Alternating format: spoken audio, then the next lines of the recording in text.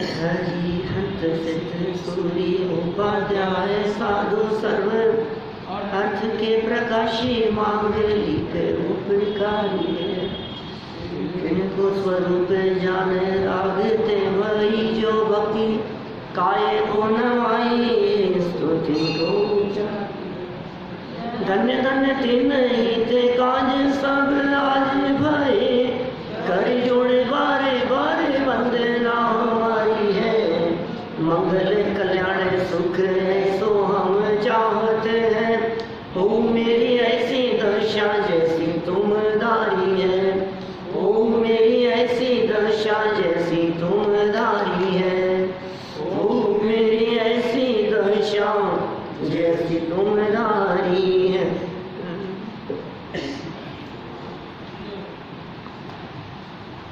क्षत्र चूड़ामणि नामक इस ग्रंथ के आधार से आत्मा के कर्तृत्व की चर्चा हम विगत दिनों से कर रहे थे और चर्चा को आगे बढ़ाते हैं हम सीधा त्यागी धर्मात्माओं के भेद बता रहे हैं। पेज नंबर है 323। त्यागी धर्मात्माओं के दो भेद, माने दो प्रकार के त्यागी होते हैं, दो प्रकार के धर्मात्मा होते हैं। कौन कौन से और क्या स्वरूप है उनका, ये यहाँ 19 नंबर श्लोक में बता रहे हैं। पर त्याग कृतो गेया सानगारा अगारिण गात्र मात्र धना पूर्वे सर्वसावध्य वर्जिता। क्या पर वस्तु के त्याग करने वाले एक अनगार मुनिराज, सानगार सानगारा, अनगार कहते हैं मुनिराजों को। अनगार कहते हैं गृहस्थी का जिन्होंने त्याग कर दिया है, जिन्होंने घर गृहस्थी छोड़ दी है, वे अनगार कहलाते हैं। तो सानगारा माने एक अनगार मुनिराज और दूसरे गृहस्थ। एक तो अनगार मुनिराज हो गए और दूसरे हो गए गृहस्थ श्रावक। गेया जानने चाहिए। प्रथम मुनि संपूर्ण पापों से रहित शरीर मात्र परिग्रह रखने वाले हैं, अर्थात शरीर को छोड़कर उनके दूसरा कोई परिग्रह नहीं होता। देखिए बहुत सरल शब्दों में, स्पष्ट शब्दों में ये बात कह रहे हैं कि दो प्रकार के त्यागी हैं। एक ग्रह त्यागी अनगार मुनिराज और दूसरे त्यागी हैं श्रावक। माने मुनिराज भी त्यागी हैं और श्रावक भी त्यागी हैं। तो जो मुनिराज त्यागी होते हैं वे तो सर्व प्रकार के परिग्रहों के त्यागी होते हैं।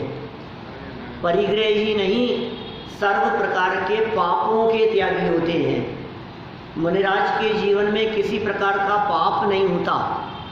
मुनिराज के जीवन में किसी प्रकार की हिंसा नहीं होती। मुनिराज किसी भी प्रकार का झूठ नहीं बोलते।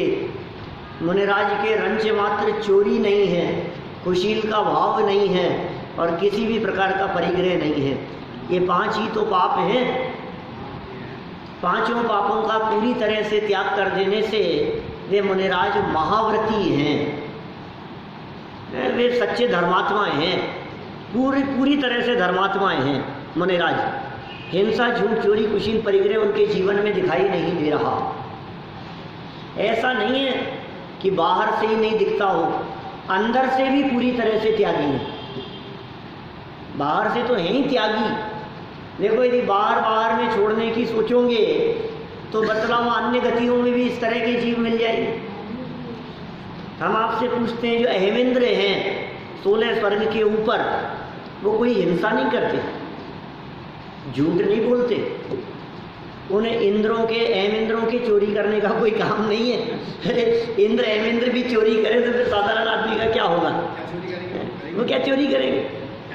उनके कुशील नामक पाप नहीं होता। सब नियम से ब्रह्मचारी होते हैं और परिग्रह भी धीरे धीरे बहुत कम हो गया है ऊपर के स्वर्गों में। तो क्या पाप है फिर उनके? ये कह रहे हैं भाई बाहर में हो चाहे नहीं हो, लेकिन अंदर से छूटा है वे हमारे मुनिराज हैं। ठीक है। फिर दूसरे कौन? बोले दूसरे हैं श्रावक। तो मुनिराज की कोई तो परिग्रह होगा कि हाँ तन मात्र ही है परिग्रह, शरीर ही जिनके परिग्रह है। देखिए नीचे सरल अर्थ, पर वस्तु का त्याग करने वालों के दो भेद होते हैं, एक मुनिराज, दूसरा श्रावक। माने धर्म दो प्रकार का होता है। आपको वो ध्यान होगा ना, आप लोगों को ध्यान हो या नहीं हो, निहाल जी साहब को तो ध्यान होगा। दादा ये बात कहते हैं ऋषभ देव के संदर्भ में, जब माता पिता को विवाह का विकल्प आया तो क्या वाक्य कहा कि बेटा हमें मालूम है तुम धर्म करते हो, धर्म करना चाहते हो, धर्म के मार्ग पे बढ़ रहे हो, लेकिन धर्म दो प्रकार के होते हैं।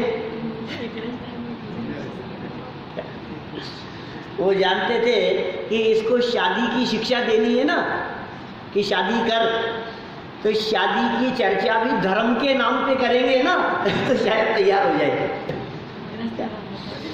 बोले एक मुनि धर्म और एक गृहस्थ धर्म।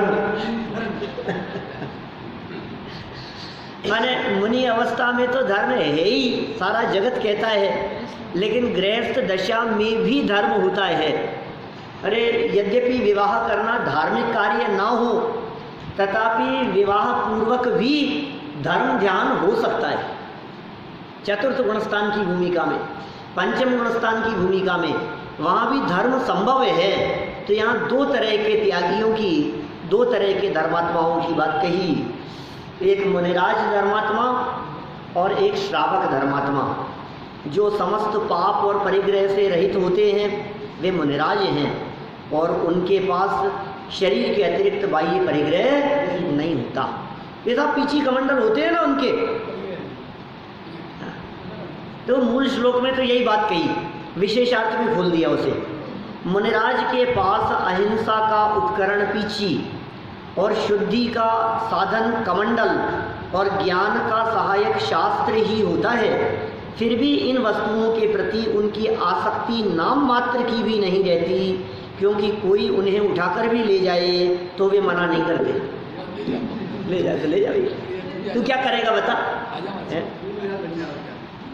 पीछे कमंडल ले जा करके यदि तू मुनि बने तो बहुत अच्छी बात है, और शास्त्र ले जा करके यदि तू पढ़े तो अच्छी बात है, कोई बात नहीं, वे उसे मना नहीं करते। माने पीछी कमंडल और शास्त्र, इन तीन के अलावा चौथा परिग्रह है मुनिराज के पास में नहीं होता। 6 डाला की छठी ढाल में इस बात को बतलाते हुए बहुत सुंदर 2 लाइनें दी है। शुचि ज्ञान संयम उपकरण, शुचि ज्ञान संयम उपकरण, लखी के गहे लखी के धरे। माने मुनिराजों के जीवन में शुचि का उपकरण क्या? कमंडल, ज्ञान का उपकरण शास्त्र, और संयम का उपकरण पीछे। शुचि ज्ञान संयम उपकरण, ये 3 ही उपकरण हैं उनके पास में, बाकी कोई उपकरण नहीं होते। लाइट वाइट नहीं होती, मोबाइल वोबाइल नहीं रखते। ये क्या है, एक्चुअल में चश्मे के संदर्भ में बहुत विवाद जैसी स्थिति है, इसलिए वो चर्चा ना ही उठाएं तो अच्छा है, क्योंकि प्रवचन सार में एक अनिषिद्ध उपाधि की चर्चा आई है, और उस चर्चा में कुछ विद्वानों का मत है कि यदि वो अध्ययन के लिए है, शास्त्र स्वाध्याय के लिए है, तो वो निषिद्ध नहीं है। उपाधि माने परिग्रह, अनिषिद्ध है वो। एक ये चर्चा कुछ विद्वानों का मत है इस तरह का। और दूसरा एक पक्ष यह है कि यदि चश्मा रखते हैं तो बहुत तरह की परेशानियां हैं उसमें। चश्मा रखने से उसमें बहुत तरह के चैलेंजेज आएंगे चश्मा रखने में। अब जो भी स्थिति, देखो किसी का नाम लेने की बात नहीं है, किसी की व्यक्तिगत चर्चा नहीं है, इसमें होने वाली समस्याओं की तरफ यदि हम थोड़ी सी चर्चा करें। पहली समस्या ये, आंखें यदि खराब हो गई तो चश्मा चढ़ने के पहले आंखें टेस्ट करानी पड़ी। अब बोलो क्या करें पारस जी? हम डॉक्टर के यहाँ जाएं आंखें टेस्ट कराने के लिए, या डॉक्टर अपनी मशीनें लेकर के हमारे यहाँ आए हमारी आंखें चेक करने के लिए, मशीनें लेकर के, है ना। तो एक तो ये समस्या, पहली समस्या। फिर दूसरी समस्या ये है कि टाइम टू टाइम चेक करवाना, टाइम टू टाइम दिखवाना, फिर नंबर घटता बढ़ता रहता है। फिर दूसरी बात ये दवाई डालो, वो समस्याएं जो है। इसके अतिरिक्त एक बड़ी समस्या ये आती है उसमें कि हम जैसे गृहस्थ ही जब एक चश्मा रखते हुए पार नहीं पड़ती, दो रखते हैं, एक यदि टूट जाए तो दूसरा चाहिए, नहीं तो दूसरा बंद करके आएगा, तब तक क्या करेंगे। और डॉक्टरों का इस तरह का अभिमत है, रिसर्च है इस तरह की, मैंने पढ़े हैं ऐसे आर्टिकल, कि एक बार जिसने चश्मा लगाना शुरू कर दिया फिर चश्मा हटता नहीं है। आप यदि नहीं लगाते हो ना तो उतरने के चांस है नंबर, और लगा लिया तो फिर वो स्थिर हो जाएगा। चश्मा इसलिए लगाया जाता है कि नंबर और न बढ़ जाए। संयम का उपकरण तो नहीं है, ठीक है ना। देखो क्या होता है, क्या होना चाहिए, मैं पहला पक्ष आपको कह चुका हूँ, मैं इसका विरोध भी नहीं कर रहा हूँ और समर्थन भी नहीं कर रहा हूँ। मेरी स्थिति इस पक्ष में, इस मुद्दे पर बहुत न्यूट्रल है ना। लेकिन मैं आपको समस्याएं बतला रहा हूँ। और दूसरा पक्ष जो एक हमारे राकेश जी जैसे विद्वानों का है, राकेश जी नागपुर वाले जैसे विद्वानों का, वो कहते हैं कि कोई दिक्कत नहीं है रखें तो, ऐसा उनका अभिमत है। खैर देखिए, एक और समस्या, चश्मा रखें तो 200 रुपये वाला चश्मा रखें, 2000 वाला रखें कि 2 लाख वाला रखें, जिससे काम चल जाए। मेरी चश्मे की दुकान है और मैं ये चाहता हूं कि महाराज मेरी दुकान का रखें, क्या मेरी भावना है कि मैं उनको भेंट करूं, और मेरी भावना है हल्के से हल्का नहीं, महंगे से महंगा उनको दूं। बोलो, मैं प्रैक्टिकल बात कह रहा हूँ भाई, आपसी चर्चा कर रहे हैं अपन लोग। हम किसी की निंदा नहीं, किसी की आलोचना नहीं, किसी के बारे में कोई चर्चा नहीं। मुझे मालूम भी नहीं कौन लगाता है कौन नहीं लगाता है, ध्यान भी नहीं है मेरे को। कैसे लगाएंगे, कैसे लगाएंगे बताओ मेरे को। पहले तो इस तरह के साधन भी नहीं थे, पहले तो इस तरह की सुविधाएं भी नहीं थी। फिर दूसरी बात, आप ये कह रहे हो कि साहब इससे ढंग से देखा जाता है, इससे ढंग से सोधा जाता है, शोध करके आर लिया जाता है। सब बातें तो देखो कहने की है। और आप ये कहें कि आंखों पे चश्मा होगा तो मुनिराज अच्छे से पढ़ पाएंगे। अरे मुनिराज शास्त्र पढ़ने वाले नहीं, मुनिराज शास्त्र लिखने वाले होते हैं। मुनिराज का शास्त्र पढ़ पढ़ करके स्वाध्याय की जरूरत नहीं है। मुनिराज का स्वाध्याय तो अंदर से होता है। तो बहुत तरह की बातें हैं। मैं कहता हूँ कि मेरी भावना है, मैं अपनी दुकान से 2 लाख का चश्मा बना करके मुनिराज को देना चाहता हूँ। क्या करेंगे? और फिर उसको संभालो, फिर उसको संभाल करके रखो, फिर आराम करते समय उसको रखो, ढंग से संभाल करके उसके केस में रखो, उठा करके ले जाए। और महंगा हो तो चोरी चला जाए, तो उसकी चिंता है, उसकी आकुलता है। कपड़े से करेंगे, चश्मा साफ करेंगे तो किससे? कपड़े से। केस में कपड़ा आता है ना, हाँ। तो खैर देखिए, बहुत तरह की बातें हैं, कोई बात नहीं। आपने चर्चा उठाई, इसलिए मैंने कोई बात कही, चर्चा का विषय नहीं है। हाँ ऐसा, अरे ये तो सारे शास्त्रों में लिखा है, एक जगह नहीं है। इसके तो 20 प्रमाण है, इसके तो सारे श्रावकाचार ग्रंथों में प्रमाण है। ये तो हमारे समाधि और संलेखना के प्रकरणों के अंदर महत्वपूर्ण प्रकरण है। ये तो आप भगवती आराधना से लेकर के आप जहाँ जहाँ ये प्रकरण उठा करके देखो, सब जगह पर आपको इस तरह का प्रकरण मिलेगा। उपचार नहीं। और फिर बात तो यही हो गई ना कि डॉक्टर आकर के इलाज कर रहा है, मान लीजिए, तो फीस नहीं ले रहा है आपसे, सेवा भाव से कर रहा है। तो आप कोई महंगी चीज ले तो रहे हो ना, आप किसी व्यक्ति से गिफ्ट तो ले रहे हो ना। चश्मा श्रावक ने ला करके दिया मान लो, तो आपने गिफ्ट ले ली ना उनसे एक प्रकार से, भले ही 200 रुपए की ली हो चाहे 2000 की ली हो, लेकिन आपने वो गिफ्ट ले ली। लेकिन ये पीछी कमंडल और शास्त्र ऐसी चीजें हैं जिनकी सुरक्षा की जरूरत नहीं। हाँ, होती नहीं है, संयम होती नहीं है। संयम होती भी चाहिए अंदर में संयम ही होता अंदर में जहाँ संयम होता है ना दृढ़ता से, वहाँ ये तो कमज़ोर लोग न टीवी देखते हैं। बोलो अच्छा मैं आपसे कहता हूँ, यदि आप मेरे को चश्मे की परमिशन देते हो तो मेरा एक प्रश्न ये है, मेरा नहीं जो दूसरे लोगों का है, कि कान खराब हो जाए तो मशीन लगाएं कि नहीं? सुनने में दिक्कत है थोड़ी सी, क्या थोड़ी सी विचारणीय बात है भाई। देखो विशेषार्थ, देखो विशेषार्थ पढ़ो क्या कह रहे हैं।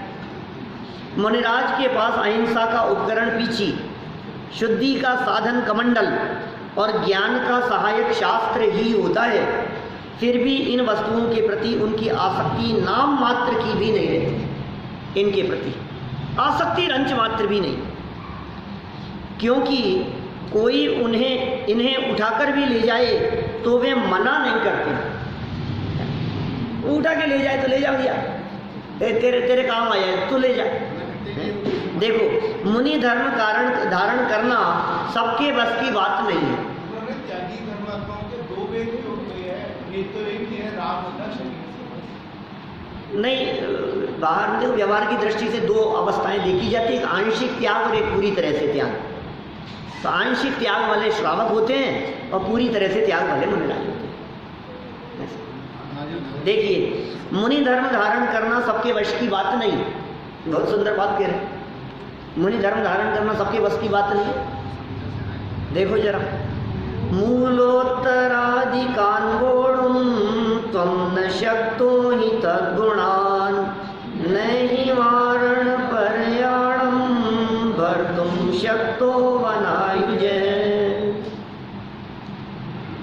निश्चय से तुम मूल गुण और उत्तर गुण रूप मुनिराज के व्रतों को धारण करने के लिए समर्थ नहीं हो। ये कौन किसको कह रहा है? ये जीवनधर कुमार उस किसान को कह रहे हैं। हाँ लेकिन दिख रही है ना अभी हालत, अभी गरीब है, अभी दयनीय दशा दिख रही है, अभी मांगने की सोच रहा है, अभी भावना कुछ इस तरह की दिखाई दे रही है कि कुछ मिल जाए। हम जिस व्यक्ति के हृदय में अभी ये बातें दिखाई दे रही है, हम यही कहेंगे भैया अभी तुम थोड़ी सी योग्यता बढ़ाओ, अभी थोड़ी सी पात्रता बढ़ाओ। मुनिराज भी, कोई व्यक्ति जाकर के मुनिराज से ये कहे कि महाराज ऐसा आशीर्वाद दो कि दुकान व्यापार बढ़े थोड़ा सा, तो मुनिराज ये समझ में आता है ना कि अभी मुनि बनने के योग्य नहीं। ये बात समझ में आ रही है कि महाराज थोड़ा सा घर गृहस्थी में शांति का उपाय बतला दो, तो मुनिराज को समझ में आ रही है कि अभी इससे गृहस्थी छूट नहीं सकती है। हाँ बदल जाए तो अच्छी बात है, तो अभी की बात कर रहे हैं तात्कालिक। अभी तुम्हारे में ये योग्यता दिखाई नहीं दे रही है। निश्चय से पारसी देश का सवारी का श्वेत घोड़ा भी हाथी के पलान के भार को धारण करने के लिए समर्थ नहीं है। भाई हमारी स्थिति घोड़ों जैसी है समझ लो, और मुनिराज की स्थिति के संदर्भ में कह रहे हैं वो भार वैसा, इतना भार है मुनि अवस्था का, वो साधारण व्यक्ति नहीं झेल पाएगा। और पारसी देश का सफ़ेद घोड़ा जो फेमस है, ये उस जमाने की बात कर रहे हैं जिस जमाने में घोड़े खरीदे बेचे जाया करते थे। आजकल तो कम हो गया है, बहुत प्रचलन में कम है। राजाओं का जमाना था, शासन व्यवस्थाएं चला करती थी और खूब घोड़े बेचने वाले घूमते थे। और अच्छे से अच्छे घोड़े कहाँ के? तो कह रहे पारसी देश का सफ़ेद घोड़ा जो बहुत फेमस हुआ करता था। बोले इतना फेमस है वो घोड़ा, उसके बावजूद भी यदि उसके कंधों पर हाथी रख दो तो नहीं झेल पाएगा। घोड़ा तो घोड़ा ही, हाथी के वजन को कैसे बर्दाश्त कर पाएगा? ये कितना सुंदर उदाहरण दिया है ये। इसी तरह से हे कृषक, हे किसान, तेरे लिए क्या कह रहे हैं? जैसे घोड़ों में सर्वाधिक शक्तिशाली घोड़ा भी उतना वजन नहीं ढो सकता जितना हाथी ढो सकता है। क्या अभी हाथी का वजन नहीं ढो सकता, और हाथी जितना वजन ढो सकता है उतना वजन नहीं ढो सकता। क्या उसी प्रकार तुम जैसे बलिष्ठ कृषक भी, बलवान किसान भी उन व्रतों को धारण नहीं कर सकते जिन व्रतों को मुनिराज धारण करते हैं। क्या ये जो मुनि अवस्था है, मुनिराजों की जो ये पोजीशन है, जिस लेवल पर है, वो साधारण नहीं है भाई। मुनि दशा कोई मखौल नहीं है, मुनि दशा कोई ऐसा खेल जैसी चीज़ नहीं है। अभी मैं ऑस्ट्रेलिया था ना, तो आसपास में वहाँ सिडनी था मैं, तो मेलबर्न से आए हुए थे कोई। जाने के बाद में उनका वापस कॉल आया और वो हमारे को एक नाटक करना है और उस नाटक में हम ऋषभ देव का रोल कराना चाहते हैं और उस रोल में ऋषभ देव के पंच कल्याणक दिखाएंगे। तो हम किसी व्यक्ति को मुनि बना सकते हैं क्या, किसी व्यक्ति को ऋषभ देव का रोल दे सकते हैं क्या? ऐसा उन्होंने मेरे से पूछा, ऐसा प्रश्न व्हाट्सएप पर लिख करके आया। फिर बोले आप फ्री हो तो कॉल करना। फिर कॉल बात हुई काफ़ी लंबी, तो मैंने कहा ये योग्य नहीं है, मुनिराज का वेश ये योग्य नहीं है।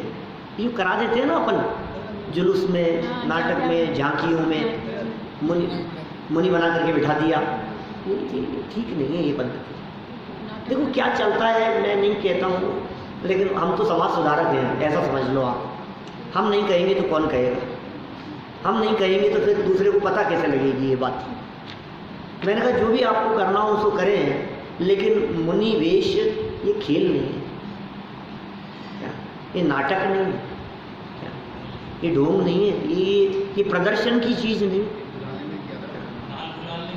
ब्रह्म गुलाल का तो प्रसंग मैंने सुना है, पूरी कहानी ब्रह्म गुलाल की कहानी सुनी क्या? ब्रह्म गुलाल का एक बहुत सुंदर प्रसंग हमारे यहाँ इतिहास में आता है, वर्तमान युग में। ब्रह्म गुलाल नाम था उस व्यक्ति का, और बहरूपीए का काम किया करते थे।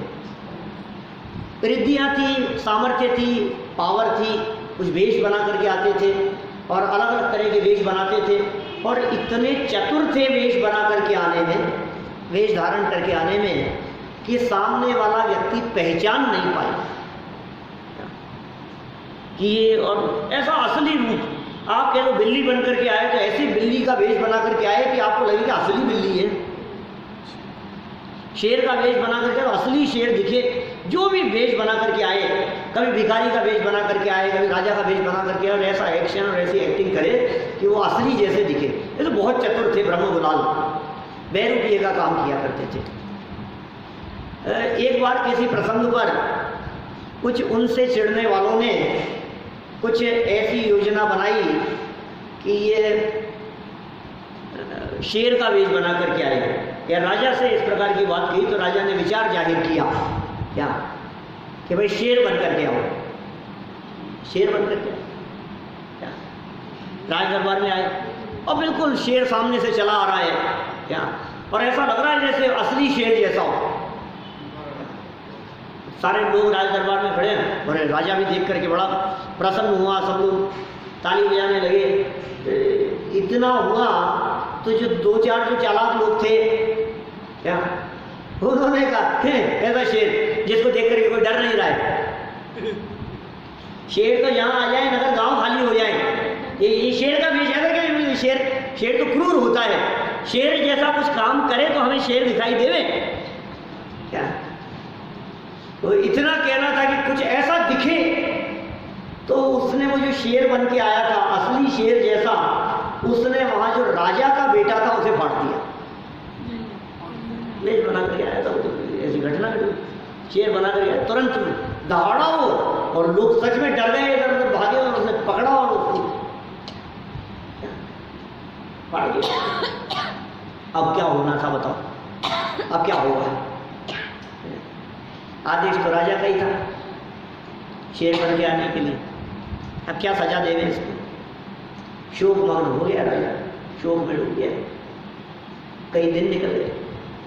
समझाने वालों ने राजा को कहा कि महाराज अब तो क्या करें, अब तो आपके शांति का एक उपाय हो सकता है कि कोई दिगंबर मुनिराज आपको आकर के उपदेश दे रहे हैं। भाई यही शांति का उपाय है, धर्म को छोड़ करके और शांति का कोई उपाय दिखता नहीं। तो क्या करें बोलो? बोले दिगंबर मुनिराज तो है नहीं अपने यहाँ नगर में, तो अभी अब क्या करें? बोले वो जो था ना क्या, उसी को कहो, मुनि का वेश बना के आएगा और मुनि बन करके आपको उपदेश दे, संदेश दे। बोलो, बुलाया उसको, आदेश दिया उसको, तो उसने कहा महाराज बन करके तो आऊँगा, लेकिन मुनि वेश ऐसा साधारण नहीं होता, मुझे उस भूमिका और उस चर्या को देखने के लिए कि वो कैसे होते हैं, और वो प्रैक्टिस के लिए मुझे 6 महीने का समय चाहिए। क्या करेंगे? चल ठीक है, कोई बात नहीं, 6 महीने में आना। गया वो ब्रह्मपुरा, जहाँ मुनिराज रहते थे, जैसे रहते थे, कैसे उठते बैठते थे, कैसे चलते थे, 6 महीने तक वो प्रैक्टिस में लगा देखने में। मुनिचर्या कैसी होती है, कैसे आहार के लिए जाते हैं, कैसे 4 हाथ जमीन देख करके चलते हैं, उनकी चलने की वृत्ति किस तरह की होती है, उठते बैठते, क्योंकि सब चीज़ सीखनी पड़ेगी गहराई से। क्या सर्दी में कैसे रहते हैं, गर्मी में, जो भी परिस्थिति थी, ठीक है, सीखा उसने। और 6 महीने बाद में मुनि वेश धारण करके आया। तो जब वो मुनि वेश धारण करके आया तो पूरे नगर में माहौल बन गया। और देखो मुनिराज राज दरबार में जब वो कदम बढ़ा करके आया तो देखने लग गए लोगों ने, कहा कि अरे ऐसा लग रहा है सच में हमारे वीतरागी संत कैसे होते हैं, हमारे मुनिराज कैसे होते हैं।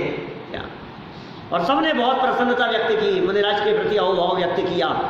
बोले मुनिराज कोई उपदेश हमारे लिए, बहुत सुंदर उपदेश दिया उसने, संदेश दिया मुनिराज को, जिससे वो सारा जितना शोक में 6 महीने से डूबा हुआ था, पुत्र के वियोग में जो तड़प रहा था, सब अत्यंत शांति मिली।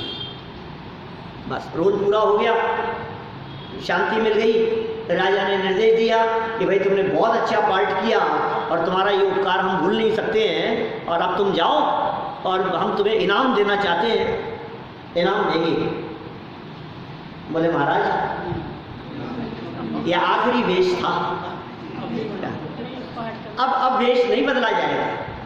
ये वो वेश है जो वेश एक बार धारण करने के बाद में छोड़ा नहीं जाता। ये तमाशा नहीं है, मैं यहाँ नाटक करने के लिए आपके पास में नहीं आया हूँ। ये दिगंबर मुद्रा और ये दिगंबर वेश ऐसा वेश है जो एक बार धारण कर लिया, अब ये छोड़ करके हम जगत के जीवों को क्या संदेश दे रहे हैं कि ये छोड़ने की चीज है, ये त्याग कर देने की चीज है, ये दिखावे की चीज है, ये नाटक है। आपको मालूम है, एक बार जो व्यक्ति जिस पद पर चले जाता है, जगत में लोगों की श्रद्धा उस व्यक्ति के नाम से उसी पद के अनुरूप हो जाती है। ये अरुण गोविल याद आ गया, रामायण वाला। जिस जमाने में अरुण गोविल, नहीं इससे अच्छा कोई उदाहरण हो नहीं सकता। और ये तो अभी बोले हैं, मैंने 10 दिन पहले यही उदाहरण दिया था उनको, यही बात कही थी मैंने जब रामायण में यहाँ आया करती थी, सन 90 के आसपास की बात होगी, और उस समय अरुण गोविल जिसने राम का पार्ट किया था, क्या, और वो उसको टीवी की स्क्रीन पर जब लोग देखते थे तो लोग उसको बिल्कुल ऐसा ही समझने लगे कि ये भगवान राम है। ऐसे उसकी चर्या और आचरण था। लेकिन जब उसको लोगों ने क्या बार में बैठे हुए सिगरेट पीते हुए, शराब पीते हुए देखा, तो उसकी कितनी निंदा और आलोचना हुई। ये न्यूज़पेपर के विषय बनते थे, क्या ये चर्चाओं के विषय थे कि आपने जो वेश धारण किया उस वेश के अनुरूप आपका आचरण होना चाहिए। बोलो, एक बार मुनि बन करके और फिर उसे छोड़ देवे तो दुनिया क्या कहेगी, अरे ये वही है जो मुनिराज था, ये वही है जो महाराज था। ये खेल नहीं है, ये तमाशा नहीं है, ठीक है। इसलिए सुनो, हमारे यहाँ पंचकल्याणकों में था, पंचकल्याणकों में किसी को इंद्र बना दिया जाता है, कोई इंद्राणियाँ होती हैं, राजा महाराजा होते हैं, कोई कुबेर होता है, अलग अलग पद होते हैं, यज्ञ नायक होते हैं, यहाँ तक कि भगवान के माता पिता तक का रोल किसी को दे दिया जाता है। लेकिन भगवान का रोल भी तो दे दो किसी को, है? क्यों साहब, किसी को पार्ट करा दो ना, उसमें क्या है। किसी के यहाँ छोटा बालक हो तो जन्म कल्याणक के दिन उस बालक को बिठा करके कर लो ना अभिषेक, नहीं। पालना झूलन का दृश्य दिखाया है यदि आपने पंच कल्याणक में, तो पालना झूलन में किसी बच्चे को झूलते हुए नहीं दिखा सकते आप। क्यों? बालक वर्तमान का रूप बना दिया हमने, उस बच्चे को बालक वर्तमान बना करके उसको पालने में झुला दिया। नहीं चलेगा भाई साहब, ये खेल नहीं क्या? दीक्षा कल्याण के समय चलेगा ऐसा कि किसी को भी चलेगा? नहीं चलेगा भाई साहब। वो तीर्थंकर के जीव हैं, वो रोल कोई नहीं कर सकता है। वहाँ तो प्रतिमा ही बैठेगी क्या? वहाँ तो प्रतिमा का ही जन्माभिषेक होगा, वहाँ तो प्रतिमा का ही दीक्षा कल्याणक मनाया जाएगा, प्रतिमा का ही पालना झूलन होगा।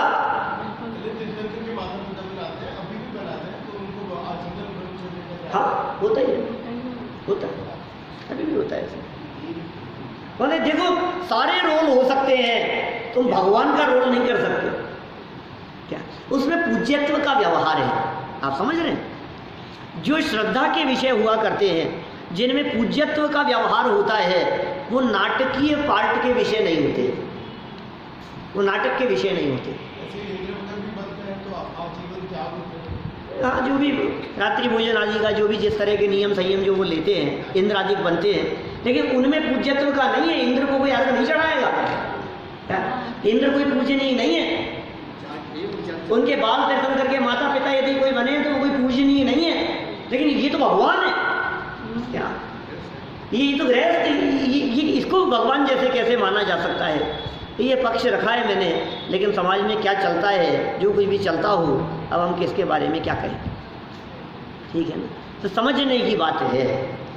देखो ये बात कहाँ से उठ गई थी मुझे नहीं मालूम, भूल गया मैं तो, लेकिन ये मुनि अवस्था जो है, हाँ, ये जो मुनि अवस्था है, ये मुनि अवस्था बहुत जिम्मेदारी भरा काम है और साधारण नहीं है ये चीज़, और हर किसी के बस की बात भी नहीं है। मुनि बनने के लिए पहले 3 बातें अपने आप में चेक करना। मुनि बनने के पहले ये बात इन्होंने कही, पंडित टोडरमल जी ने, क्या मोक्ष मार्ग प्रकाशक ग्रंथ में मुनि बनने के लिए 3 शर्तें लगाई उन्होंने। ये नहीं कि मेरा भाव बन गया और मैं जाकर के दीक्षा ले लूँ और दे दी गई दीक्षा, नहीं। 3 चीज़ें। नंबर पहली, मुनि भूमिका के योग्य वैराग्य का होना। अब वैराग्य ही नहीं है, देखा देखी में ले ली, किसी ने दबाव डाल दिया ले ली, ऐसे काम नहीं चलेगा। अंदर में वैराग्य परिणति होनी चाहिए, अंदर में संसार शरीर भोगों के प्रति विरक्ति का भाव होना चाहिए।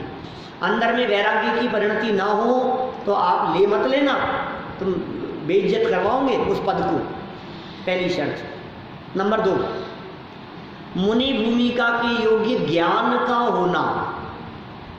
एक वैराग्य हो गया, दूसरा ज्ञान। यदि ज्ञान नहीं है तो क्या दिक्कत है? मुनि बनने के बाद कर लेंगे। अरे मुनि बनने के बाद कर लोगे, कोई आकर के तुमसे पूछेगा मुनिराज कर्म कितने होते हैं? बोले यार कर्म वर्म मुझे नहीं पता। अरे बोले गुणस्थान कौन से होते हैं? यार मेरे को नहीं पता यार, ये सारी बातें। तो बेइज्जती नहीं है उस पद की, उस पद की गरिमा के योग्य आप में ज्ञान की विशेषता होनी चाहिए। इतना अध्ययन, इतना अभ्यास होना चाहिए। 2 बातें हो गई। नंबर 3, मुनि भूमिका में उस पद का निर्वहन करने के लिए परिचय सहने की सामर्थ्य होना। उपसर्ग तो आएंगे जो आएंगे।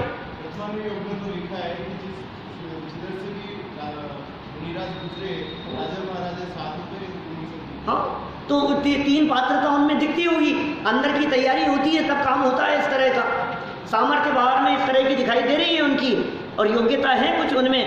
जो राजा महाराजा थे, वे राजा महाराजा अपने राज दरबार में विद्वानों को साथ में रख करके अभ्यास तो किया ही करते थे, तो ज्ञान तो था उनका, वैराग्य भाव जागृत हो गया। और इतने पुरुषार्थी हैं वे कि सर्दी गर्मी बरसात भूख प्यास आदि की परिस्थितियां बने, कांटे चुभे, मच्छर काटे, हमें कोई दिक्कत नहीं, दीक्षा ले लेते। अब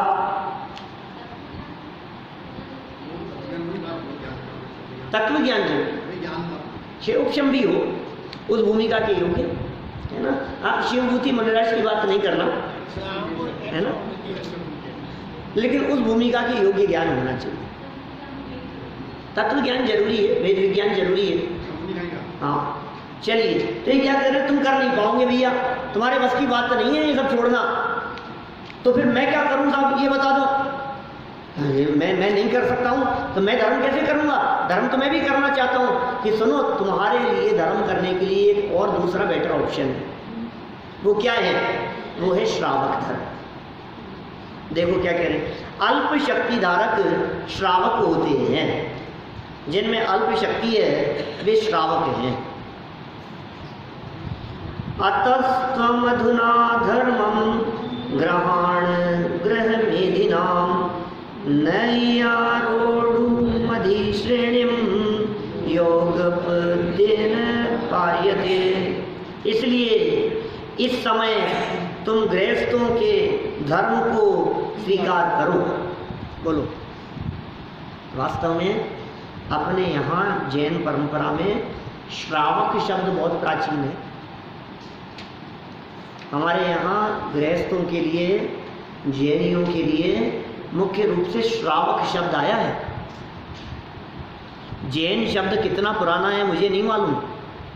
क्या धर्म की चर्चा करते हुए भी मुनि धर्म और श्रावक धर्म या श्रमण धर्म और श्रावक धर्म, श्रमण और श्रावक, इनकी चर्चा आई है। जैन धर्म ये न मालूम नाम कब से शुरू हुआ। जैन धर्म, हाँ हम जैन है, जैन धर्म है, जैन धर्म है, लेकिन जैन कितना पुराना शब्द है क्या मालूम। शास्त्रों में जब तलाशते हैं तो पुराने प्राचीन ग्रंथों में हमारे को अरहत मत ये शब्द मिलता है। अरहत मत, अरहंत भगवान को मानने वाला संप्रदाय, अरहत मत एक शब्द ये मिलता है। न्याय के ग्रंथों में एक शब्द मिलता है स्यादवादी, ऐसा कहते हैं, स्यादवादी ऐसा मानते हैं। तो हमारे धर्म संप्रदाय के लिए एक स्यादवादी शब्द का प्रयोग मिला, एक अरहत शब्द का प्रयोग मिला, और एक श्रमण धर्म और श्रावक धर्म ये शब्द प्राचीन हैं। लेकिन अब वो कहाँ से प्रचलित हुआ धीरे धीरे करके, ये सब शोध खोज करने वालों के विषय हैं। फिर भी कोई बात नहीं, यहाँ श्रावक धर्म की चर्चा कर रहे हैं। श्रावक धर्म कैसा है? देखो भाई, निश्चय से एक ही साथ ऊंची नसेनी पर आरोहण करने के लिए कोई भी समर्थ नहीं है। नीतिकारों की कितनी सुंदर नीति कह दी। कोई इतना पावरफुल नहीं दिखता, बड़ी नसीनी है, एक साथ पूरी ऊपर की सीढ़ी पे पाँव रख दे, स्टेप बाय स्टेप ही चढ़ेगा आगे। पहली सीढ़ी पे पाँव रखेगा, नसीनी के ऊपर, फिर दूसरी पे रखेगा, तीसरी पे रखेगा, ऐसे ही चढ़ेगा धीरे धीरे। डायरेक्ट ऊपर वाली पर चढ़ जावे ऐसा होता नहीं है, ये कठिन काम है। इसी तरह से तुम यदि श्रावक हो, तुम यदि गृहस्थ हो, तो धीरे धीरे अपने जीवन में धर्म पालन करने का प्रयास करो। श्रावक के अनुरूप व्रतों को अंगीकार करो, श्रावक धर्म का पालन करो, और फिर धीरे धीरे करके क्या करना, ये श्रावक धर्म से आगे बढ़कर फिर मुनि धर्म का अभ्यास करना। देखो, श्रावकों की भी जो व्रत बतलाए हैं ना, ये मुनि धर्म की प्रैक्टिस के लिए है। श्रावकों के व्रत बताओ, सात्विक मालूम है? श्रावक के व्रत 12 व्रत होते हैं। कौन कौन से? 5 अणु व्रत, 3 गुण व्रत और 4 शिक्षा व्रत। 12 व्रत हैं श्रावक के। 5 अणु व्रत तो बहुत फेमस है। 5 पापों का आंशिक त्याग, हिंसा, झूठ, चोरी, कुशील, परिग्रह, इन 5 पापों को थोड़ा थोड़ा छोड़ना, ये तो अणु व्रत कहलाता है। 3 गुण व्रत हैं, दिग्व्रत, देश व्रत, अनर्थ दंड व्रत, पढ़ाए थे पहले। दिग्व्रत, जाने आने की मर्यादा दिशाओं में जीवन पर्यंत के लिए निश्चित कर लेना, दिग्व्रत, जीवन भर के लिए, इससे आगे नहीं जाऊंगा, ये दिग्व्रत है। फिर देश व्रत, उसको और मर्यादित कर लिया, 3 दिन के लिए, इससे आगे नहीं जाएंगे। अष्टमी है, आज बाजार क्रॉस नहीं करेंगे, समझ में आ रही है बात? 2 दिन के लिए गांव से बाहर नहीं जाएंगे। तो इस तरह और मर्यादित कर लेना, ये देश व्रत। पहला दिग्व्रत, दिशाओं के लिए, जीवन पर्यंत। देश व्रत लिमिटेड टाइम के लिए, ठीक है। और एक है अनर्थ दंड, बिना मतलब के पापों से बचे। तो ये दिग्व्रत, देश व्रत और अनर्थ दंड त्याग, ये तीन व्रत हो गए, गुण व्रत कहलाते हैं ये। आप देखिए, ये श्रावकों के लिए है। क्या 7 को कहते हैं, 7 को कहेंगे फिर वो। अभी ये 3 जो कहे हैं, ये श्रावकों के लिए हैं। इसलिए देखो, कभी कभी मैं ऐसा विकल्प आता है ना अपने को, यार ये मुनिराज है, हमारा जैन धर्म भारत में ही सिमट करके क्यों रह गया? भारत के बाहर क्यों नहीं गया? क्योंकि हमारे मुनिराज बाहर नहीं जाते। मुनिराज हिंदुस्तान की सीमाओं के बाहर नहीं जाते, देश को क्रॉस करके बाहर नहीं जाते। ये क्यों नहीं जाते? मुनि अवस्था में तो जा ही नहीं सकते। क्या? क्यों? क्योंकि मुनि बनने के पहले ही जब वो गृहस्थ दशा में था और 12 व्रत उसने लिए थे, तो उसने दिग्व्रत के माध्यम से, दिग्व्रत लेते ही अपने जाने आने की मर्यादाएं बांध ली थी कि इस सीमा को मैं क्रॉस नहीं करूंगा। अब कैसे बोलो, अब उसका उल्लंघन कैसे करें? जीवन भर के लिए मर्यादा बांध ली, हम नहीं जाएंगे। ये सारी मर्यादा क्यों बांध ली गई है? क्योंकि मर्यादा के बाहर होने वाली हिंसा, उस सीमा के बाहर होने वाला झूठ, चोरी, कुशील, परिग्रह, उन सब का अपने त्याग हो गया, उन सारे पापों से बच गया। उस मर्यादा के बाहरी क्षेत्र के लिए रत्नकरण श्रावकाचार्य ने, समंत भद्राचार्य देव ने ऐसा लिखा है, इस सीमा के बाहर की स्थिति को मद्देनजर रखते हुए बात की जाए तो उस बाहरी परिस्थिति की अपेक्षा से ये गृहस्थ रहता हुआ श्रावक मुनिराजों के समान है। उस मर्यादा के बाहरी एरिया में वो महाव्रतियों जैसा है उसके लिए।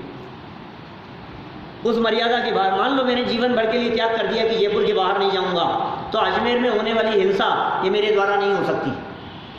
झूठ, चोरी, कुशील, परिग्रह, जयपुर की सीमाओं के बाहर होने वाला 100% त्याग हो गया उसका।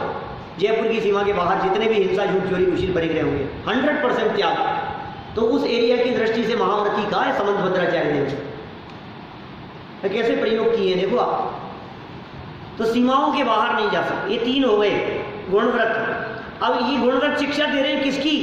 गमनागमन की शिक्षा दे रहे हैं, मुनिराजों को प्रेरणा दे रहे हैं और प्रैक्टिस करवा रहे हैं कि आज इससे बाहर नहीं जाना। यार आज तो 14 से 13 से ना, आज तो कल 14 से है ना, तो मैं ये भावना भा रहा हूँ कि कल चतुर्दशी होगी तो मैं कल जौहरी बाजार से बाहर नहीं जाऊँगा, 4 दीवारी के बाहर नहीं निकलूँगा। अभी नियम ले लिया, आज चतुर्दशी है, मंदिर में ही रहना है आज। ऐसे ऐसे नियम ले लेते हैं लोग, यही रहेंगे हम। तो मर्यादा बांध ली उन्होंने आज की। मुनि भूमिका की प्रैक्टिस है। फिर देखो आप 4 और जो शिक्षा व्रत कहे हैं, उन 4 शिक्षा व्रतों में क्या कहा? सामायिक प्रैक्टिस कर रहा है मुनि बनने की। प्रोषधोपवास, उपवास की प्रैक्टिस हो रही है। भोगोपभोग परिमाण मर्यादित करके अपने साधनों को, सुविधाओं को, भोग और उपभोग को ये प्रैक्टिस कर रहा है। और अतिथि संविभाग, अतिथि संविभाग माने मुनि को भोजन दे फिर निज करे आहारे। तो मुनिचर्या को बहुत गहराई से देखने की प्रक्रिया के रूप में ये अतिथि संविभाग कहा है कि तुम्हारे यहाँ मुनिराज ने आकर के भोजन लिया, आहार ग्रहण किया, तो तुम देखो मुनिराज कैसे आहार लेते हैं, कैसे खड़े होते हैं, क्या क्या चर्या होती है, किस प्रकार ग्रहण करते हैं। मुनि बनने की प्रैक्टिस के लिए है ये 12 व्रत। उनकी बातें नहीं लग रही, तो बाल सफेद देखा और चल रही है, हाँ नृत्य करते देखा और चल। हाँ देखो भाई, देखो आप जिनकी बात कर रहे हो ना, उनके बारे में शास्त्रों में वचन आया है, चक्रवर्ती जैसे लोग, तीर्थंकर जैसे लोग, ऐसे महापुरुष, इनको प्रैक्टिस की जरूरत नहीं होती। ये धीरे धीरे नहीं चलते, ये बहुत पुरुषार्थी होते हैं, बहुत हिम्मत वाले होते हैं, एक डायरेक्ट कदम उठाते हैं। लेकिन हम जैसे साधारण गृहस्थों के लिए प्रैक्टिस की जरूरत होती है। शास्त्र का ये वचन कह रहा हूं मैं। चक्रवर्ती सम्राट ऐसा नहीं करेगा कि अणुव्रत लेगा, अणुव्रत लेगा तो क्या करेगा बोलो? 96,000 में से कितनी पत्नियां रखेगा और कितनी छोड़ेगा? कितना राजपाट रखेगा और कितना छोड़ेगा? कैसे करेगा वो? वे अणुव्रती नहीं, वो सीधे महाव्रत अंगीकार करते हैं। उनके जीवन में अणुव्रत नहीं होते। ये अणुव्रत लेना, देवव्रत, देशव्रत, दंडव्रत और 4 शिक्षा व्रत, ये व्रत अंगीकार करके पंचम गुणस्थान की स्थिति तो साधारण गृहस्थों के जीवन में एज ए प्रैक्टिस बना करती है। इसलिए यहाँ ये जो उपदेश दे रहे हैं, ये उपदेश दे रहे हैं भैया तुम्हारी भूमिका के योग्य तुम प्रैक्टिस करो। देखो मैं पूरा करता हूँ इसको, मैं नहीं बढ़ाना चाहता इसकी चर्चा को। कल श्रावक के स्वरूप की चर्चा करेंगे, कल बहुत इंपॉर्टेंट चर्चा होगी, ध्यान रखना। यदि आप ये समझते हैं कि हम श्रावक हैं तो कैसे होते हैं श्रावक, कैसा होना चाहिए श्रावकों को, श्रावक का जीवन किस तरह का होता है, ये कल करेंगे चर्चा। लेकिन उसके लिए जरूरी है कि आज इस चर्चा को पूरा कर दूं। समय तो हो गया है।